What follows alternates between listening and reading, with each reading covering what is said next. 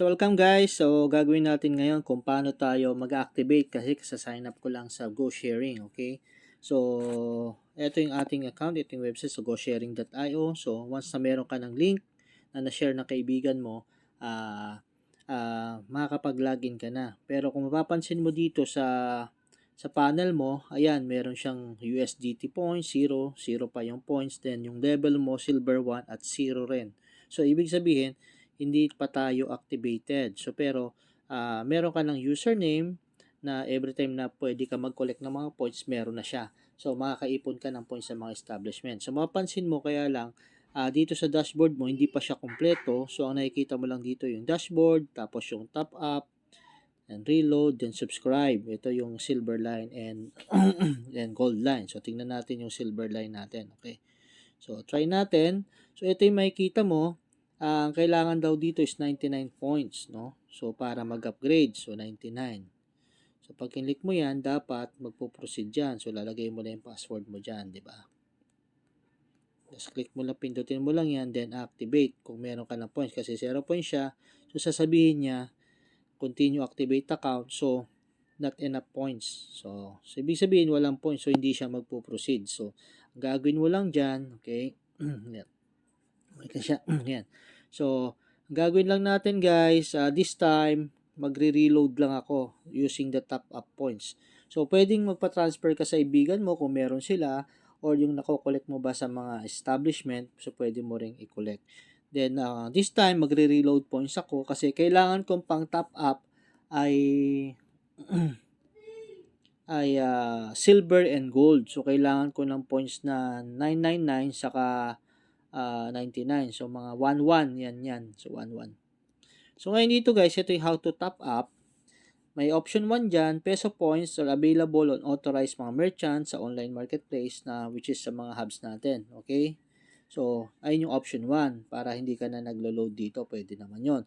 Pero ang gagawin natin this time, itong option 2. So, magta-transfer ako dito sa option 2. Okay, dito sa option 2, minimum transfer is 1 USDT. So, yung kada 1 USDT, meron niyang 50 points. Okay? So, maganda pala mag-transfer din ng 1,000 USDT, no? May 50,000 points ka na, may plus bonus points ka pa. Okay? So, this time, ang kailangan ko ay 20, so 1,1. So, mga $1.50. So, mga 22 USDT. So, dito yan guys, ayan, no? So, ito yung wallet address na to guys. Pwede mong i-copy yan para mag-transfer ka. Or, gagawin mo, i-scan mo lang tong QR code, magta-transfer ka ng USDT TRC20. It's either gamit yung Trust Wallet mo or Binance mo. So, make sure sa Binance, idagdag mo yung mga fees. So, this time, ang gagawin ko kasi, magta-transfer ako gamit sa yung GCash, yung sa GCrypto, meron dun eh. Kaya lang, medyo may charging lang din siya. Okay? So, gagawin ko, ita-transfer ko siya dyan. Now, okay, so gawin natin. Post ko lang. Mag-transfer lang ako guys ha. So, post ko lang. Now, ngayon guys, na-transferan ko na itong wallet address na to. So, nilagyan ko siya ng amount na 22 USDT. So, dito, ang sabi dito, top up verification form. Please fill the form below.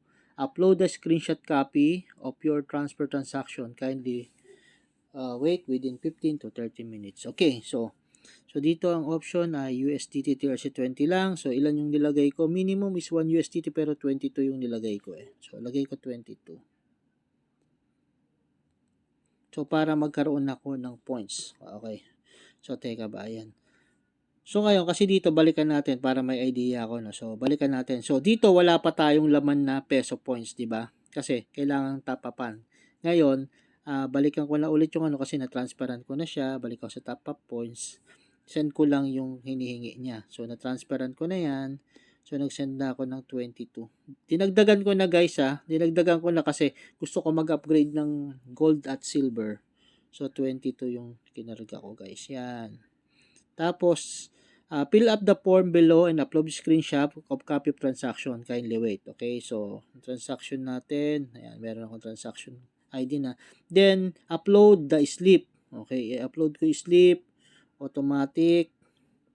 Wait lang, i-upload ko lang guys. Guys, na-upload ko na yung screenshot. Okay, na-upload ko na yung screenshot ng ating ating binayaran. So, okay. So, na-upload ko na siya. Then, yun. So, na-upload ko na siya guys. So, 22 ang ano ko. Tapos, confirm ko na I'm not a robot. Then, send the submit deposit. Okay. So, procedure payment. Okay. So, nabayaran ko na siya guys. Sinend ko na screenshot. And, wait ko na lang yung ating account. So, this time, recorded, date approved, deposit, USDT, and yan. So, 20 is pending. Okay. So, pending siya. Okay. So, mamaya malalaman ko na dito yan kung magpa-pop up na siya dito. So, abangan lang natin kung magpa-pop up na siya within a few minutes or ganito, ganyan. Okay, so ang in-expect ko dito is mga 1,100 kasi 22 yun eh. Tama ba? O yan, mga 1,1. Tama. 22. Tama, mga 1,100 points. Okay. So, ganun, i-ano mo lang time to time, i-refresh mo lang yung account mo. So, i-refresh mo lang para magkaroon ka ng points. Okay. Tingnan natin. Yun guys. So, meron na siyang 1,100 guys. So, loaded na yung ating transaction. So, nagkaroon na tayo ng points. Pero, 0 pa rin yung level ko guys. So, yung link ko, hindi pa rin buo yung panel. So, hindi pa rin siya kompleto. So, ngayon, dito meron siyang, pwede na tayong mag-top up. Pwede ka na mag-start ng account mo. So, gawin mo lang guys. Ito yung how to activate para meron kang idea. Kasi hindi nangangahulugan na may points ka na, active na yung account mo. So, make sure na naka-level 1 tong silver mo o kaya tong gold. Ako this time, dalawa na i-activate ko guys. Okay? Para yung mga pag na-share ko na yung link ko, malaki na yung potential natin. So, gawin natin guys. Let's start. Unahin ko munang i-activate yung subscribe rank. Itong silver line. Okay. So, upgrade level. Kailangan ko ng 99 points. So, mababawas yan dun sa ano ko. Mababawas yan dun sa aking points sa 1-1 ko. So, lagay ko lang yung password. Temporary password lang muna ginawa ko, guys. Okay, kasi nakikita yan. Okay, yan. Activate. Okay, so may 1-1 points ako, di ba? Now, activate account. Yes! Account is now activated. So, nabawasan yung points ko, guys. So, napansin nyo, from 1,100, dahil nabawasan 99, may 101 points siya. Yes. So, ngayon, yung silver level ko, guys, number 1 na. Ayan na. So, ngayon, kung babalik ka dito sa click mo rito sa subscribe points, sa silver line, wala na to, completed na ako sa line 1, sa rank 1. Sunod ko na is 2. Okay? So, pwede ka mag 2 agad, pwede ka mag 3, 4, 5, hanggang 12. Depende sa'yo. Pwede ka nang mauna dyan. Okay? Pero, dahil activated na ako sa silver, yes, I'm excited. Activated na yung link natin. Pero balik tayo sa dashboard, balik ako doon guys, dahil may 1-1 pa ako, i-activate ko na rin ng gold level kasi 0 pa yung gold ko na napapansin mo, no? So, activate ako ng subscribe rank. Ay, ito pala, bago ako makalimutan, napansin mo, kompleto na yung dashboard mo. Ito, dumami na, nagkaroon ng peso points, USDT points, may mga swap points na, grabe, may kompleto na siya guys. Okay? Actually, kahit sa silver pa lang, kompleto na yung dashboard. Pero this time, ayaw ko na kasing iwanan din, mag-start na rin ako sa gold. Gold line kasi mas malaking potential na marireceive natin dito. Okay, magkano lang naman yan is 9.9999 points lang yan. So, dahil may 1,000 ako, click ko rin yung upgrade. And mas malaking potential. So, ilagay ko lang ulit yung temporary password na ginawa ko. Then yan. And activate account. So, may 1,000 plus pa ako activate sa silver and gold. Yes, okay na. So, may natira pa akong 2 points. And this time, activated na tayo sa silver at gold. And my link is activated na.